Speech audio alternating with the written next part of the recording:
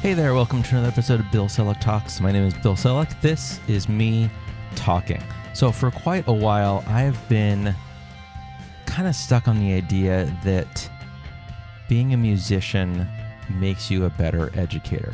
Not to say that other educators that aren't musicians aren't amazing educators. There's many that do amazing things. But it goes back to that idea about being a musician, like a collaborative good musician, I should say. Like not being, I've been playing ukulele for a week. That's not what I'm talking about. Like playing at the level where you can just kind of look at some music in front of you, get in a room or on a stage with a band and make music and rock and roll. The idea is kind of based on when I was talking with Brian Ravizza, who's both a musician and a science teacher. And he's like, I don't really care that my kids, 7th and 8th grade science kids, students, not necessarily science kids. That's the whole point. It's like, I don't care if my 7th and 8th graders memorize the science things or develop a lifelong passion of science. Sure, that's great. He's like, what I actually love the most is that they're able to look at the world through a scientific lens. And I thought that was a really beautiful thing and kind of reframes how we spend time with students.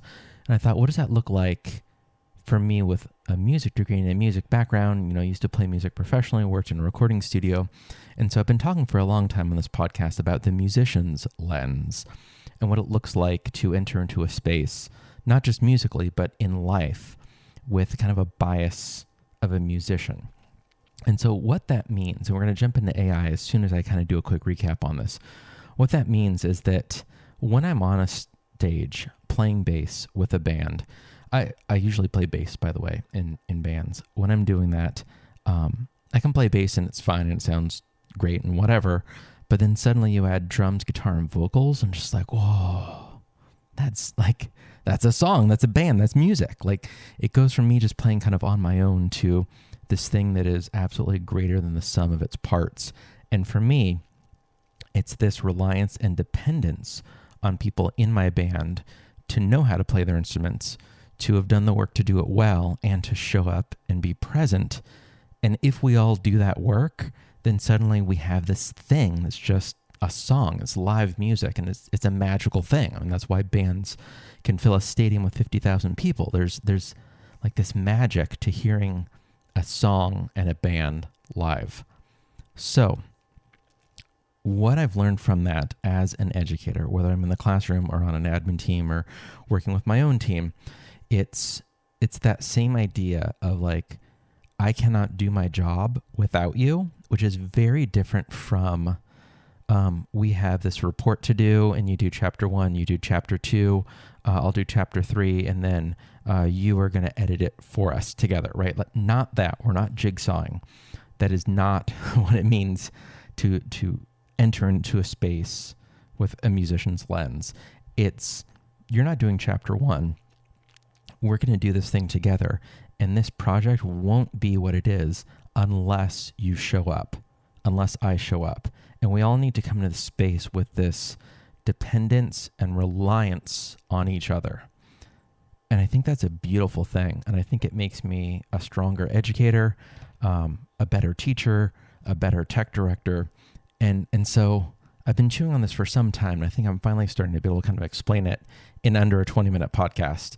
And so I was like, wait a minute, all of that, how does that apply to these relatively new AI tools? What would it be like if I approach, and just to simplify things together, let's focus on just ChatGPT for generative AI. What does it look like if I just treat ChatGPT as though we're in like a duo, like an acoustic band or something? Like, what is that? What is that? What happens? What do we do with that?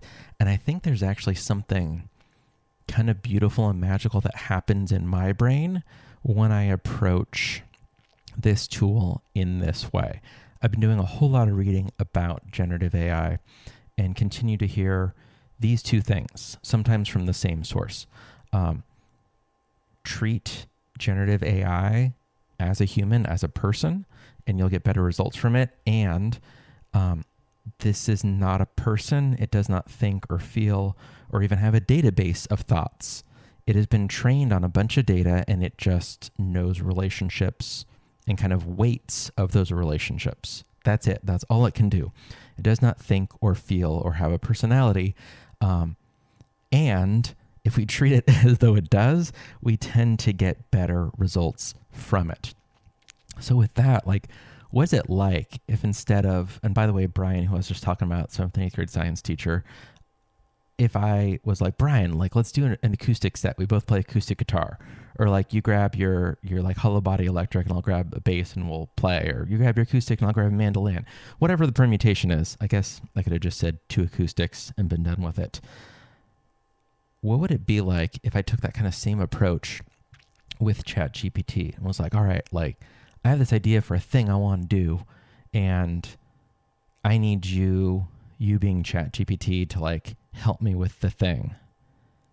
And obviously it does nothing without me on my account.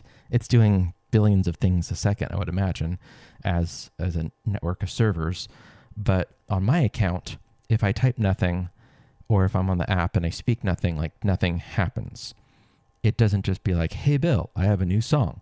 Hey, Bill, I have an idea for workflow for your podcast. Hey, Bill, I noticed you're working on Google Sheets and you're doing something manually that can, like, it's not a proactive member of the band.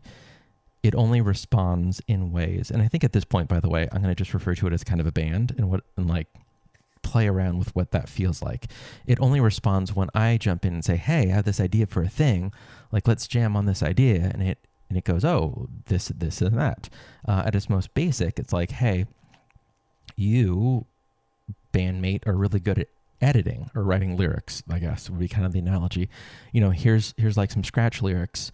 Give me some better ones. So literally, if it's writing lyrics, or if it's writing emails, if it's cleaning up text for like a tutorial, whatever it may be, some sort of Google Doc of something or other, slides, I can dump it in, say, hey, here's how I want you to behave, and it'll knock back stuff that I think works and tends to be, if you give it the right prompting, tends to be super, super useful.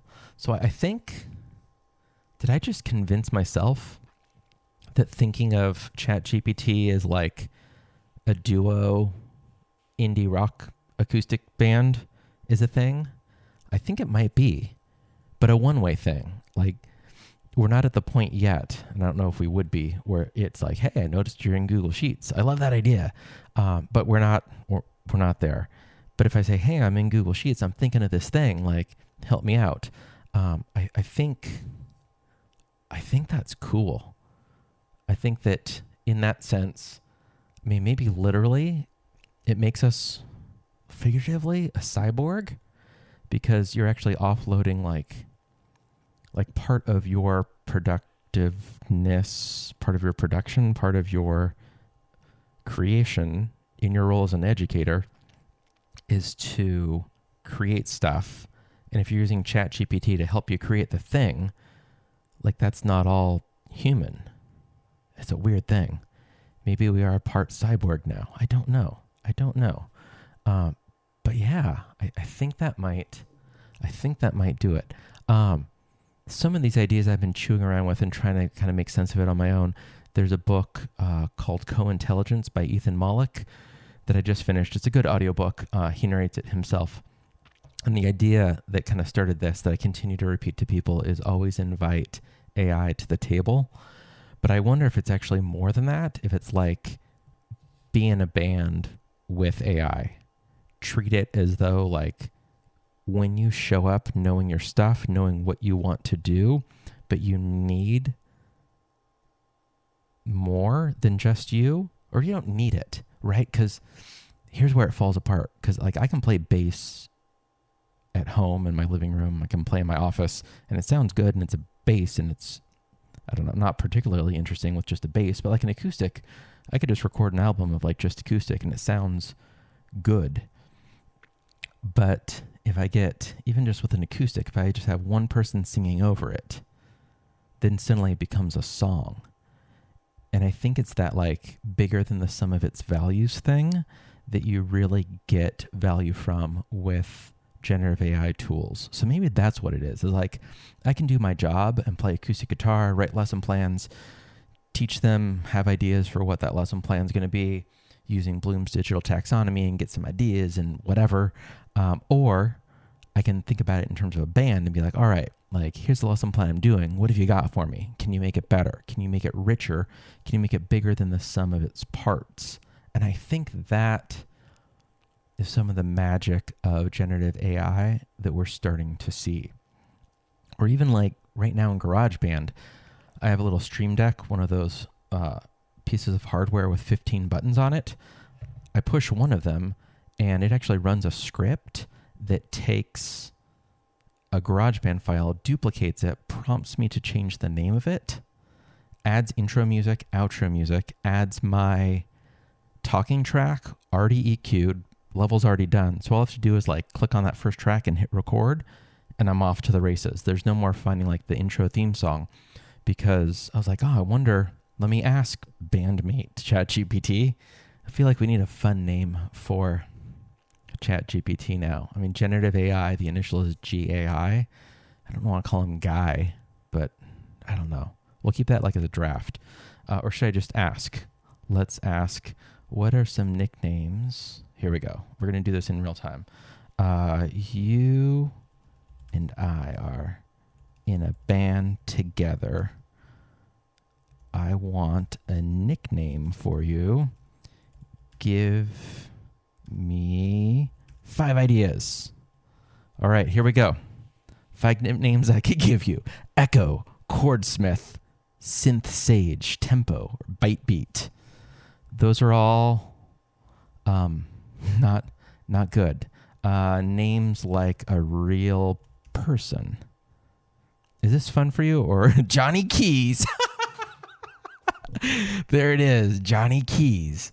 All right. Mitch Sparks, Riff Rider, Sammy Switch, Tommy Vibe. Johnny Keys is for sure it. Me and Johnny Keys are starting a band. I need to at least give some feedback. I love Johnny Keys. That is your new nickname. And Johnny Keys says, love it. From now on, you can call me Johnny Keys. Ready to rock whenever you are. Oh my gosh. All right. So I'm going to be thinking of ChatGPT now as Johnny Keys, as like a super talented like acoustic guitar player. And yeah, I wonder if you've ever been in a band or been a musician or done musical type things.